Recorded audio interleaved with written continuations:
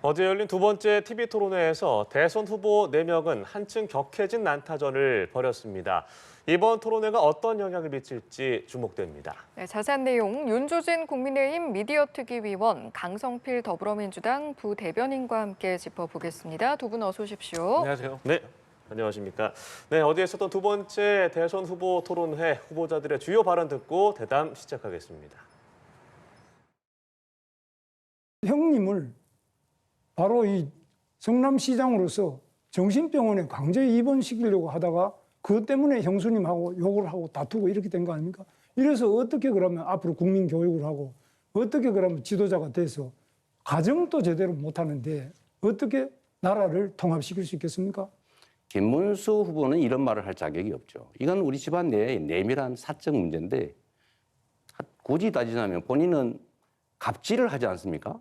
그 소방관한테 전화해서 나 김문수인데 뭐 어쩌라는 거예요? 그렇게 권력을 남용하면 안 된다는 말씀을 드리면서 지금까지 하신 발언들을 보면 여전히 내란 세력을 비호하는, 극우 세력을 비호하는 정광훈 목사가 감옥을 갔을 때 눈물을 흘린 그런 관계를 여전히 청산하지 못하시는 것 같은데 허위 사실을 이야기하면 안 됩니다. 뭐 눈물을 흘리는 거는 정황훈 목사 가서 무슨 눈물을 흘리는지 그 말이 안 되는 거짓말을 또 계속 여기서 하시면 제가 보기에는 김문수 후보도 윤석열처럼 음모론자 같아 보여요. 근거 없는 문제 제기를 가지고 계속 그렇게 국민을 분열시키는 이런 윤석열을 옹호하고 비호하는 사실 이번에 부정선거 담론 마찬가지로 지난 2012년 대통령 선거 이후에도 부정선거를 주장하는 사람들이 있습니다. 김어준 씨나 이런 분들 중심으로. 그런데 이재명 후보도 사실 이것에 동조해가지고 부정선거에 관한 내용을 공유한 바가 있습니다. 결국 저는 이 후보께서 내란 세력인 국민의힘 김문수 후보와 단일화할 거다 이렇게 예상을 저는 개인적으로 해요. 근데 당권을 주겠다든지 총리를 맡겨주겠다 이런 제안이 있었던 걸로 보이는데 단일화, 이 내란 세력 후보와 단일화 할 건지 궁금해서 한번 물어봅니다. 저는 국민의힘의 이야기에 대해 가지고 단 한 번의 예외 없이 단일화에 관심 없다고 이야기하고 있습니다. 이재명 후보는 그냥 본인의 망상 속에서 계속 그것만 두려운 겁니다. 그래서 이런 아주 중요한 정책을 물어봐야 되는 자리에서 자기 궁금증 해소하러 나오신 거거든요. 또 법인카드 부분을 보면 이건 정말 좀 상당히 일반인들이 분노할 수밖에 없습니다. 법인카드를 가지고 지나치게 사적인 그런 여러 가지 뭐 개인이 뭐 일제 샴푸를 사쓴다든지 김문수 후보가 소속된 그 정권이 아무런 증거도 없이 언론 플레이해가면서 마구 무작위 조작 기소를 한 결과다 이 말씀을 드리고 그 증거가 있으면 구체적 증거를 한번 내보십시오. 네, 어제 대선 후보 토론회에서 주요 발언들 듣고 오셨습니다. 형수 욕설, 소방관 갑질, 전광훈 목사, 부정선거, 단일화, 법인카드 등 정말 말 그대로 네거티브 공세가 이어졌는데요. 어제 TV 토론회 총평부터 들어보겠습니다. 예, 뭐 이제 상당히 이제 후반전으로 접어들면서 사실은 치열한 공방전이 벌어질 수밖에 없고 국민들 보시기에는 왜 이렇게 좀 서로 네거티브 하느냐라고 생각하실 수 있지만 실은 도덕성과 전문성에 대한 최종적인 검증의 과정에서는 이렇게 좀 치열할 수밖에 없다는 점 좀 국민들께서 양해해 주셨으면 좋겠어요. 그리고 어제는 이제 지난 토론과 달리 김문수 후보 같은 경우가 조금 더 공세적으로 나서면서 최근에 여러 가지 여론조사나 지표상으로 봤을 때 추격하고 있는 입장에서는 당연히 선두 후보에게 좀 더 거칠게 그리고 또 공방을 이어갈 수밖에 없는 것이고요. 그런 점에서는 상대적으로 지난 1차 토론에서는 약간 이재명 대 이준석 같은 그런 대립구도가 형성이 됐었다면은 어제 토론에서는 이제 3자 구도가 뚜렷하게 좀 재편되는 상황이었고 특히 김문수 후보가 이재명 후보의 가장 아킬레스건이라고 할 수 있는 이 도덕성 문제, 또 사법 리스크, 소위 윗물이 맑아야 아랫물이 맑는 거 아니냐라고 하는 국민들께서 보시기에도 참 우려할 만한 그러한 부분들을 잘 지적해서 일강 대 그러니까 양강 구도, 그러니까 민주당 후보와 국민의힘 후보의 양강 구도를 만들어가는 그런 좀 모멘텀을 마련했던 토론회가 아니었나 평가하고 있습니다. 예, 선거가 열흘 정도 남은 상황에서 3자 구도가 뚜렷해졌다라고 하셨는데 좀 어떤 점이 좀 눈에 띄셨습니까? 저는 1차 토론회 때 너무 네거티브가 많았잖아요. 그렇기 때문에 2차 토론회에서는 정책에 대해서 좀 깊은 토론이 있길 기대했는데 여전히 2등, 3등 후보가 1위 후보에 대해서 네거티브로 계속해서 하는 걸 보면서 국민들이 너무 실망하지 않았을까라고 생각해서 너무 아쉬웠습니다. 예. 조금 자세히 말씀드리면은 이제 김문수 후보 같은 경우는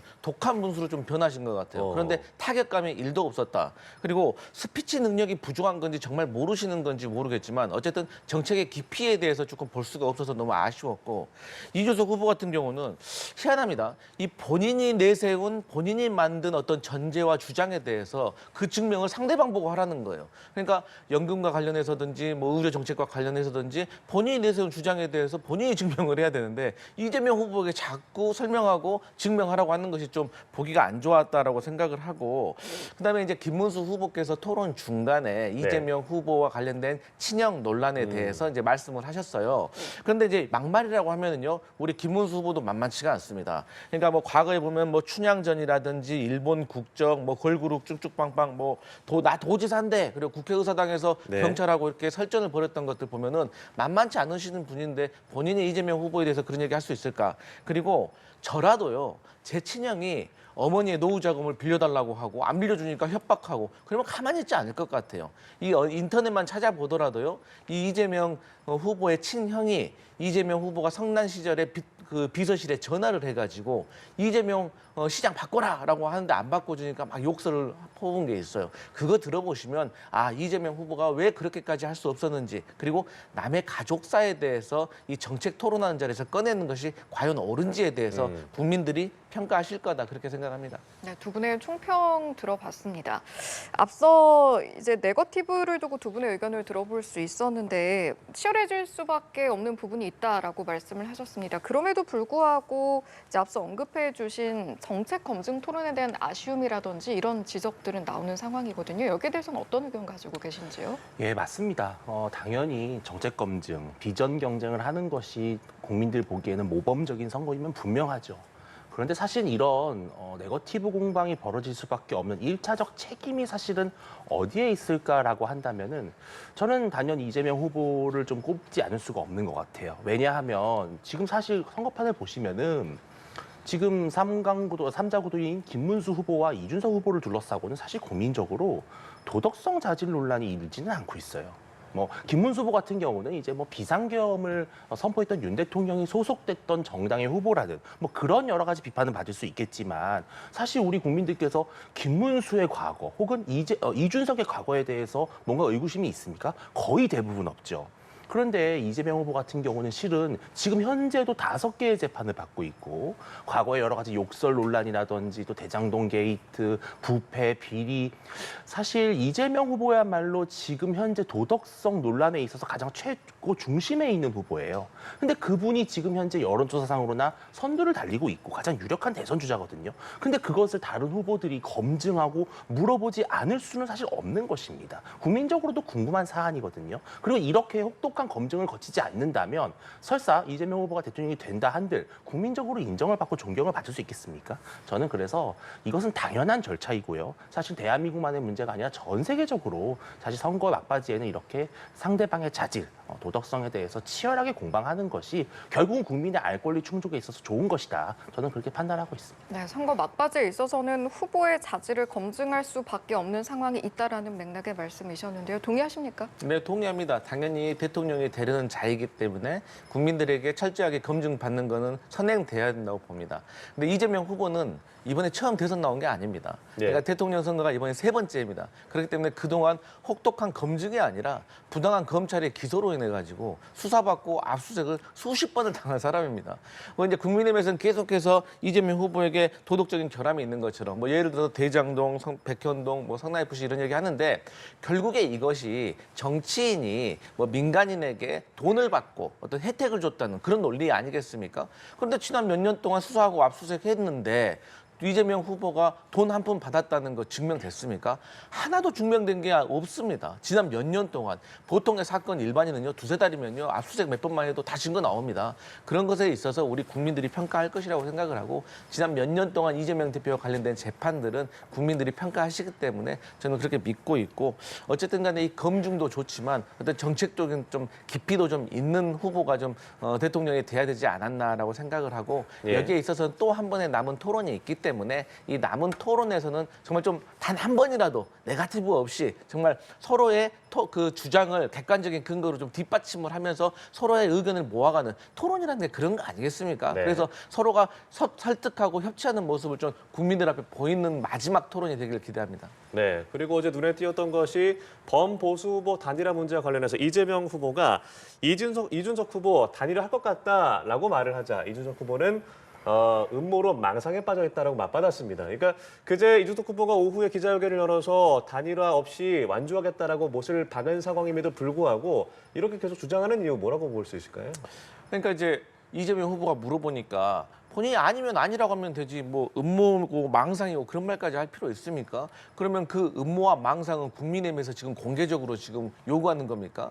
그러니까 선거에서 이기기 위해서 단일화를 시도하려는 자가 있고 또 거기에 대해서 응하려는 자가 있기 때문에 국민들이 관심을 갖고 보는 것이고 네. 다만 저희 민주당이 봤을 때는 둘이서 단일화를 하든 말든 저희 상관도 없습니다. 사실 저희는 국민에게 평가를 받고 이번 대선은 아무래도 내란을 종식시키고 국민을 통합시키는 그런 선거로 보고 있기 때문에 내란 세력이 절대로 집권할 수 없다고는 저는 믿음이 있고 그동안의 많은 민심의 추이를 봤을 때 그게 증명이 됐다고 생각하는데 다만 어쨌든 간에 이준석 후보 같은 경우는 지금까지 민주당과 같이 이 비상계엄은 잘못됐다고 했고 탄핵은 되어야 한다라고 했고 또 지난 3년 동안 계속해서 윤석열 정부에 대해서 쓴소리를 해왔던 그런 정치인입니다. 그런데 갑자기 이 김문수 후보와 함께 단일화를 한다? 이것은 그동안 지금까지 본인이 내세웠던 주장을 뒤집고 그저 대통령이 되기 위해서 정치적인 이득을 취하기 위해서 국민의힘과 단일화를 한다고 저는 느낄 수밖에 없기 때문에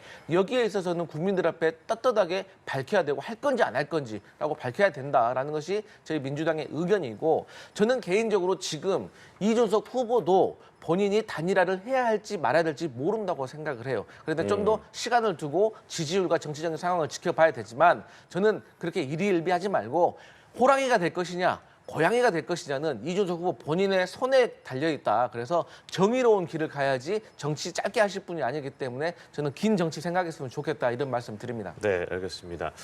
내란 세력과 단일화할 후보다라고 이재명 후보가 이준석 후보에 대해서 얘기를 했는데 어떻게 들으셨습니까? 결국은 지금 민주당이 계속해서 반복하고 있는 내란 프레임을 심지어 계엄에 대해서 반대했고 탄핵을 찬성했던 그런 이준석 후보에게까지 더 씌우는 것은 그만큼 반 이재명 빅텐트의 구축이 여전히 선거를 열흘 앞둔 가운데에서도 두렵다라는 것이죠. 그리고 지금 현재 여러 여론조사 지표상으로 보면은 김문수 후보와 이준석 후보의 지지율을 합쳤을 때 그것이 이재명 후보의 그 지지율을 능가한다라고 하는 계산들이 나오잖아요. 이것은 상당한 적신호라고 볼 수 있습니다. 선거는 바람이기 때문에요. 아무리 열흘밖에 안 남은 선거라지만 충분히 민심은 요동칠 수 있는 것이고 특히 이준석 후보 지금 저는 그렇습니다. 윤석열 대통령에 대한 심판은 사실은 저는 탄핵 재판을 통해서 탄핵 심판에서 윤석열 대통령이 파면됨으로써 어느 정도 일단락된 것이에요. 이미 국민들은 그것에 대한 판단이 끝났다고 저는 봅니다. 그렇다면 그 다음에 판단은 무엇이냐? 자꾸 내란 하시지만 결국은 누가 대한민국을 이끌어갈 적임자인가를 보는 거예요. 근데 여기서 여전히 이재명 후보는 리스크가 있다라는 거예요. 불안하고 좌충우돌하고 그리고 뭔가 행정 권력과 입법 권력을 모두 장악했을 때 대한민국은 균형이 완전히 실종될 것 같은 그런 리스크가 있기 때문에 이준석과 김문수가 손을 합쳤을 때 자칫 잘못하면 본인의 선두 체제가 무너질 수 있다. 그런 두려움이 있기 때문에 계속해서 단일화 안 할 거지, 할 거지 계속 이렇게 추궁하는 거거든요. 근데 이렇게 할수록 결국은 국민들의 머릿속에는 단일화의 컨벤션 효과만 남습니다. 그렇기 때문에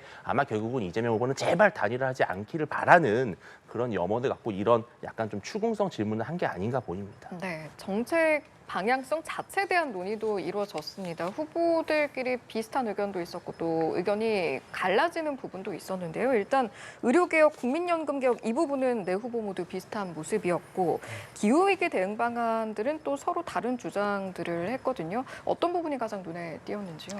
근데 저는 그 전에 그 김문수 후보가 의료개혁을 얘기해야 되는 자리에서 갑자기 이재명 후보의 지난 이 부산 테러에 대해서 얘기를 하면서 네. 왜 부산대학교 가지 않고 서울대병원 갔냐? 왜 성남시 의료원 가지 않고 서울대병원 갔냐라고 물어보시더라고요.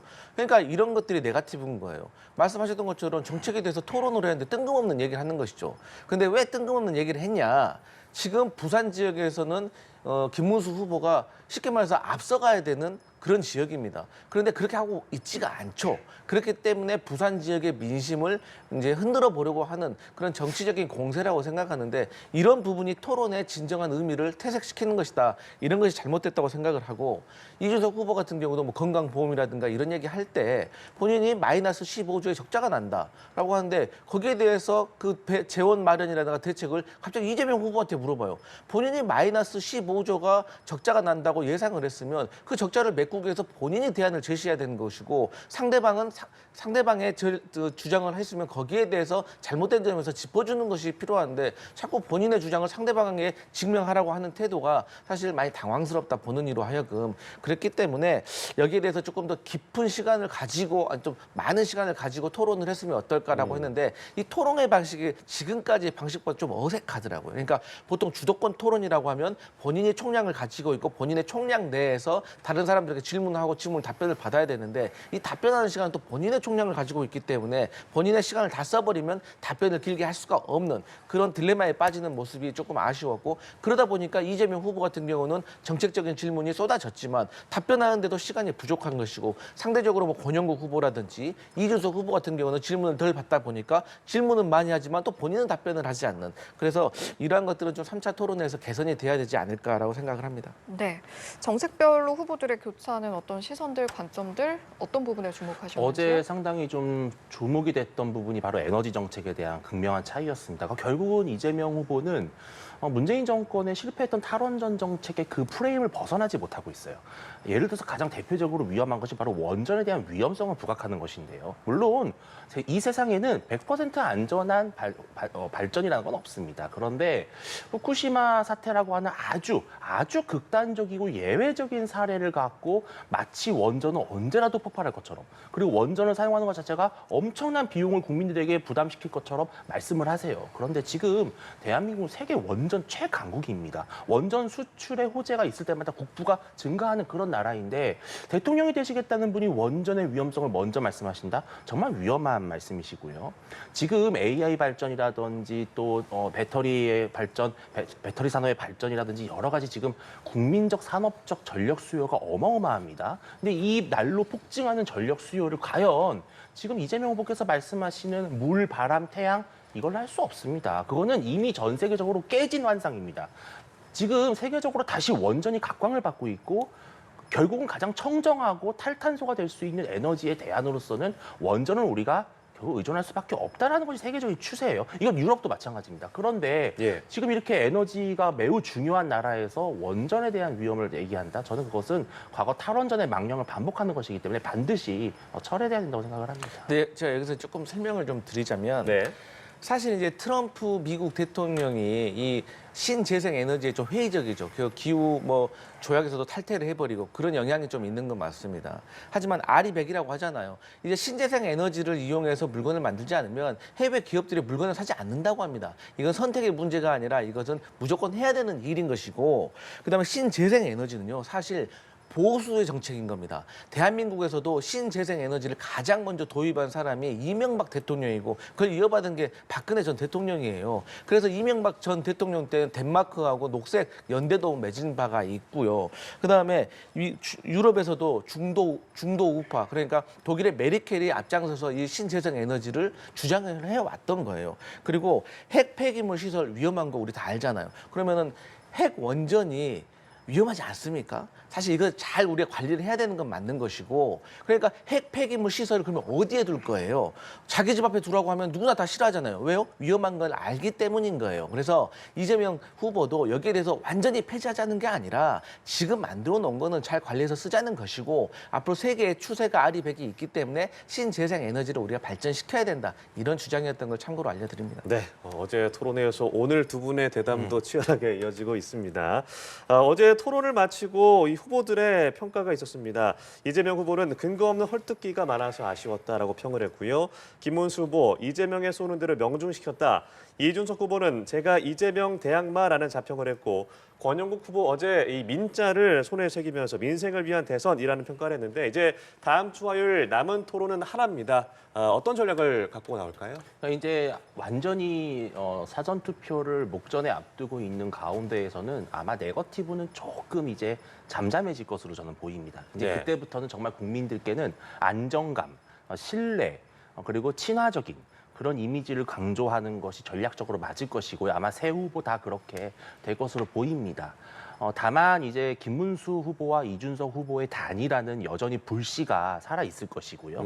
예, 투표장에 이제 문이 열리는 그 순간까지도 두 분의 단일화를 염원하는 국민적 지지가 좀 있을 겁니다. 그런데 그렇다면 마지막 토론에서는 김문수 후보와 이준석 후보의 어떻게 보면은 단일화 경선 토론 같은 느낌이 될 수도 있어요. 그러니까 네. 빅매치가 아마 그쪽으로 모아질 것이고 누가 이재명의 대항마인가, 누가 이재명 후보를 꺾을 수 있는 적임자냐라는 그런 질문들을 국민들이 많이 할 것이기 때문에 아마 저는 다음 관전 포인트는 김문수 후보와 이준석 후보의 정책 경쟁, 비전 경쟁, 또 도덕성 경쟁이 더 많은 재미를 이끌지 않을까 생각을 합니다. 네, 정치 안보 분야죠. 다음 토론의 전략은 어떻게 나올까요? 저는 사실 걱정스러운 게 이 주제가 정치이기 때문에 네. 오히려 첫 번째, 두 번째보다 더 거세게 조금 공격이 있을 것 같아요. 왜냐하면 저희 민주당이 느끼기에는 이번 대통령 선거의 참된 의미는 내란을 종식시키는 거라고 제가 계속 말씀드리고 있고 저희가 계속해서 국민의힘에서 사실상 후보를 내서도 안 된다라고 저희는 말을 하고 있거든요.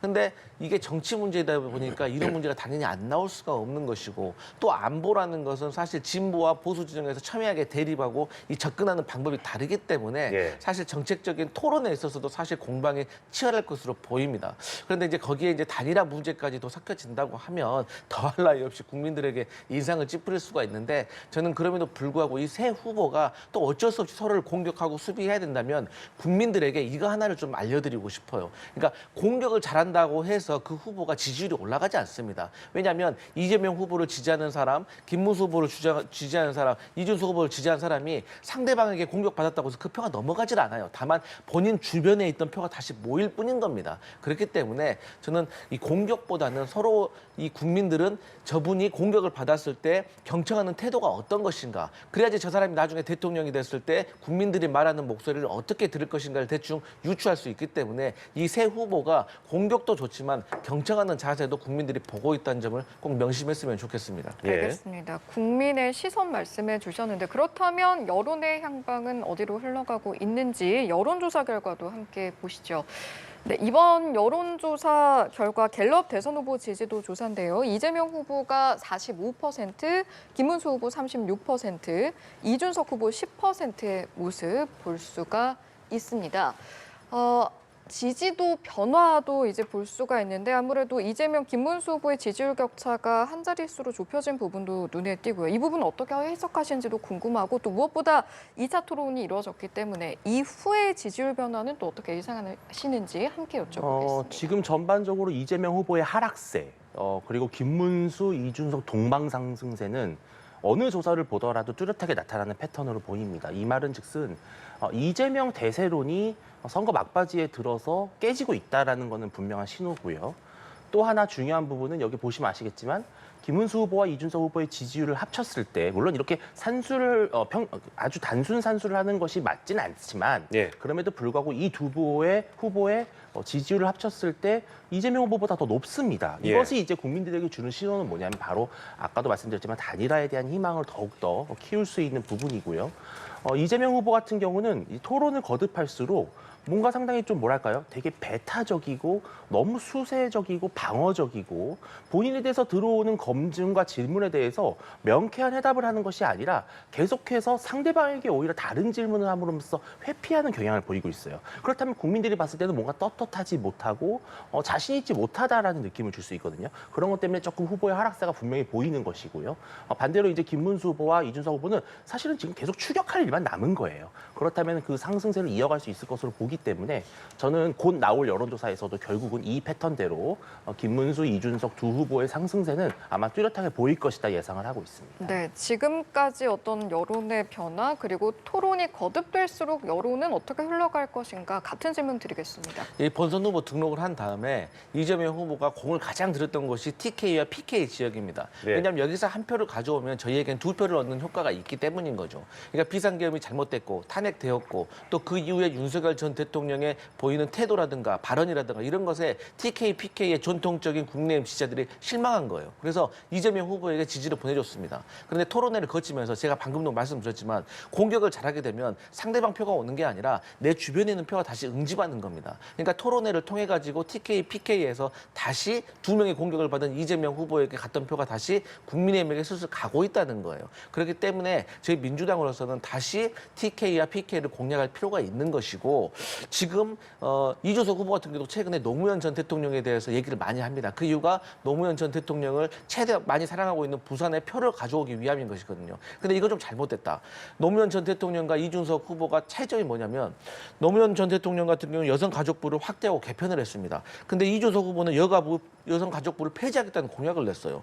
그다음에 그 노무현 후보 전 대통령 같은 경우는 장애인 차별법을 최초로 만드신 분입니다. 그런데 이준석 후보 같은 경우는 전국 장애인연대 이동권을 두고 얼마나 갈등이 있었습니다. 그러니까 본인은 노원의 험지인 노원에 출마를 했고 노무현 전 대통령도 험지인 부산에 출마했기 때문에 그 공통점 때문에 본인과 노무현을 일치시키려는 거 그거 잘못됐다. 정치인은 정책으로서 증명을 하는 거거든요. 그렇기 때문에 이러한 점들을 PK나 TK의 유권자들이 알게 된다면 저는 다시 이재명 후보에게 표를 주지 않을까 이런 생각합니다. 예, 이제 선거 남은 기간 열흘밖에 없습니다만 가장 큰 변수라고 하면 아무래도 범보수 후보 단일화 문제가 아닐까 싶습니다. 앞서 저희가 여론조사 보셨지만 산술적으로 그대로 가는 건 아닙니다만 가장 크게 원하는 김문수 후보 입장에서는 구애를 하고 있지만 이준석 후보는 좀 단호한 입장이잖아요. 그저께 기자회견을 갖기도 했고 이제 수신 차단까지 했다고 하기도 하고요. 예. 국민의힘에서는 단일화 가능하다고 보고 있는 겁니까?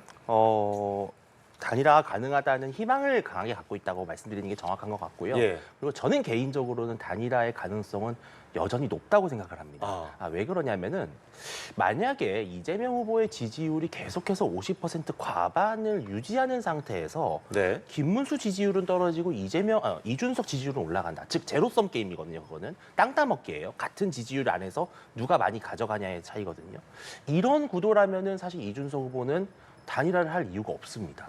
왜냐하면 단일화를 해줘도 결국은 패배할 것으로 보이고 또 이것은 자신이 그냥 자력으로 15% 이상을 득표를 해서 내가 다음 대선 주자, 내가 다음 차기 보수의 주자다라는 것만 각인시키면 되는 그런 대선이 될 거예요. 네. 그런데 지금은 이재명 후보 지지율이 과반에서 40%대로 주저앉았고 김문수 플러스 이준석 했을 때 뭔가 희망이 보이는 그런 구도라면은 이준석 후보의 지지율이 아무리 오르더라도 결국은 뭐냐면은 단일화를 해주지 않았기 때문에 패했다.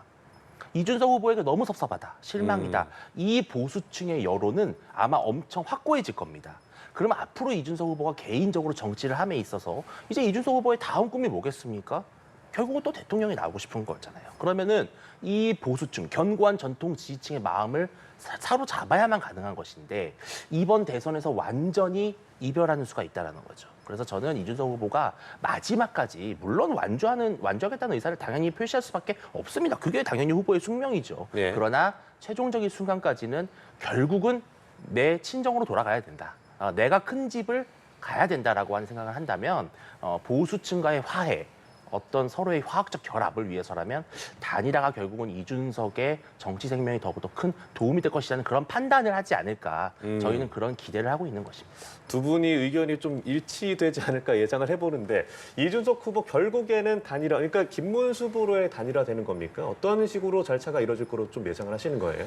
그러니까 상식적으로 생각한다면 이준석 후보로서는 본인 중심으로 단일화가 되지 않는 것에서 동의할 수가 없겠죠. 예. 근데 그것보다도 사실 이 대선보다 그 아래 수면에 있는 것은 대선 이후에 이 국민의힘이 어떻게 개편될 것인가가 사실 중요한 문제입니다. 이 단일화에 숨어있는 속내예요. 그런 차원에서 접근한다면 지금 친윤 세력들은 EJ, 그러니까 오랑캐를 무찌르는, 그러니까 이준석을 국민의힘에 다시 데리고 와서 대리인으로 내세워서 한동훈 전 대표를 견제하고 당권을 내줄 수 없다는 것을 지금 보여주고 있는 거라고 저는 생각을 해요. 왜냐하면 한동훈 전 대표의 대표에게 이준석 후보가 가장 어려운 상대입니다. 한동훈 전 대표는 계속해서 정치 교체, 세대 교체를 얘기하는데 이준석 후보가 한동훈 전 대표보다 훨씬 젊으니까 오히려 이준석 후보에게는 한동훈이 오히려 교체의 대상이 될 수가 있고 이준석이 한동훈보다 정치 경험도 많고 또 이준석이 한동훈과 비교해서 엘리트라는 어떤 스펙에 있어서 절대 밀리지가 않고 그다음 더 중요한 것은 한동훈은 윤석열 전 대통령의 그늘에서 벗어날 수가 없는 사람인데 이준석 후보 같은 경우는 어쨌든 그 윤석열 전 대통령에게 핍박받아서 당에서 쫓겨났고 지난 정부 동안에 계속해서 윤석열 전 대통령을 비판해 왔기 때문에 그 한동훈 전 대표로서는 이준석 후보가 상당히 어려운 상대입니다. 그렇기 때문에 친윤이 이것을 좀 이의제로 막으려고 하는 것이 아닌가. 그래서 저는 사실 대선에서 이기려고 하는 것보다 대선 후에 있을 보수 재개편의 친윤 세력에 대비하고 있는 차원에서 이준석 후보에 계속해서 구애를 하고 있는 것이고 이준석 후보는 이걸 알고 있을 겁니다. 다만 본인이 다시 들어가서 이번에는 다 이게 장악을 할 수 있을 것인지 아니면 또 전처럼 쫓겨날 것인지라는 걱정이 있기 때문에 여기에 대한 판단이 좀 쓰면은 그때 단일화에 대해서 결정을 내리지 않을까 생각합니다. 네, 알겠습니다. 단일화 이야기해봤고요. 이제 마지막 질문이 될 것 같습니다.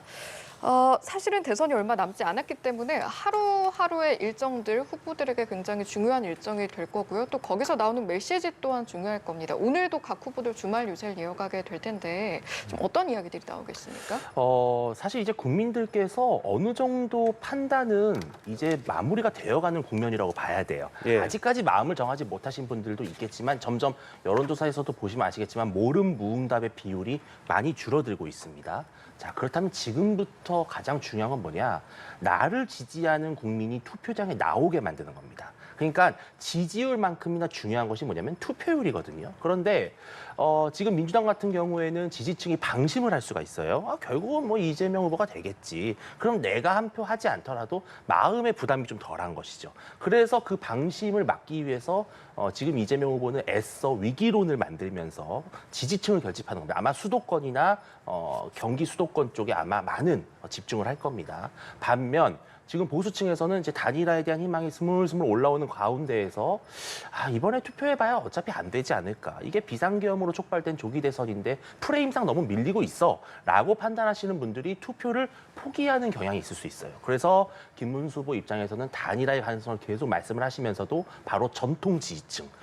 그러니까 대구, 경북, PK 부분에서 90%의 투표율이 나와주면 해볼 만하다는 것이죠. 그래서 역시 김문수 후보도 자신의 전통 지지층에 호소하는 TK나 특히 서울 쪽에 좀 집중을 하지 않을까 그렇게 예상하고 있습니다. 네, 지지층 결집을 위한 투표율 관점에서 이제 메시지를 예상을 해주셨습니다. 마찬가지 질문드리죠. 네, 저희 민주당 같은 경우는 항상 모든 대선은 51대 49의 박빙이었다. 그렇기 때문에 지금까지 우리가 지지율이 조금 앞섰다고 해서 느슨해지면 안 된다라는 집안 단속을 해야 될 것이고요.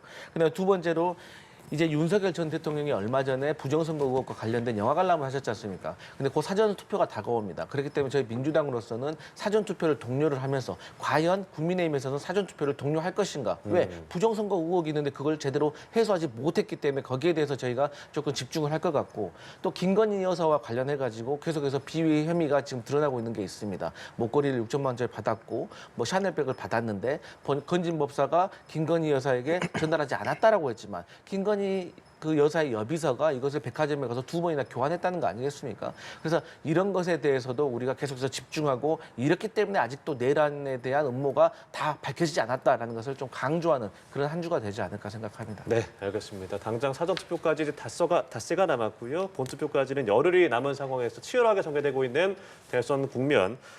지금까지 윤주진 국민의힘 미디어 특위위원, 강성필 더불어민주당 부대변인과 함께했습니다. 고맙습니다. 고맙습니다. 감사합니다.